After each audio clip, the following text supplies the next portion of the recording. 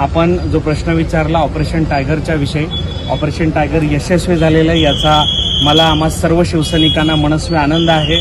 आणि जसं मित्रे साहेबांनी एका वाक्यात सांगितलं की संजय राऊत साहेब जेवढ्या शिव्या घालतील तेवढं खऱ्या शिवसेनेमध्ये इन्कमिंग वाढत जाईल।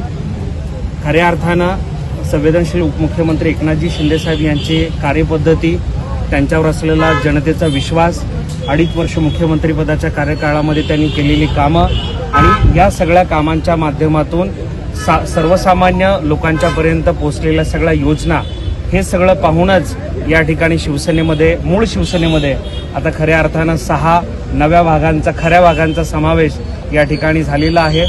संसदीय कार्यपद्धतीमध्ये जी गटाला मान्यता असते ती देखील आता मिळालेली आहे आणि त्यामुळे आजचं हे एकनाथजी शिंदे साहेबांचं मिशन टायगर किंवा ऑपरेशन टायगर ज्याला म्हणतो ते यशस्वी झालंय याचा मनस्वी आनंद आम्हा सर्व शिवसैनिकांना। राज्यामध्ये देखील येत्या काळामध्ये हे ऑपरेशन टायगर पाहायला मिळेल। आता ऑपरेशन टायगर म्हणजे राहिलेतच किती आता त्यांच्याकडे, त्याच्यामुळे येणाऱ्या काळामध्ये तुम्ही जसं म्हणताय त्या पद्धतीनं जे काही थोडे बहुत आहेत ते देखील शिंदे साहेबांच्या कार्यपद्धतीवर खुश आहेत आणि ते देखील हळूहळू टप्प्याटप्प्यानं एकनाथजी शिंदे साहेबांच्या नेतृत्वाखालील खऱ्या शिवसेनेमध्ये येतानाचं चित्र संपूर्ण महाराष्ट्रभर पाहायला मिळेल, मुंबई महापालिकेमध्ये पाहायला मिळेल। जिथे जिथे जी लोक स्वतःहून त्या ठिकाणी उदय सामंत साहेबांनी छान मुद्दा म्हणून मला आवर्जून त्याचा उल्लेख करायचा आहे की स्वतःहून खासदार येत आहे, त्यांना कोणी पळून येणं एवढं किंवा त्यांना वेगवेगळा आमिष दाखवून नेणं इतकं आता कोणी दूधखोळं राहिलेलं नाही आहे राजकारणात।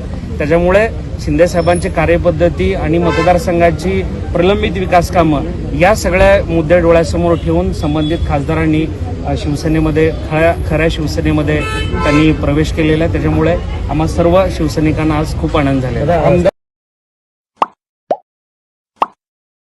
Like, subscribe, click on the bell.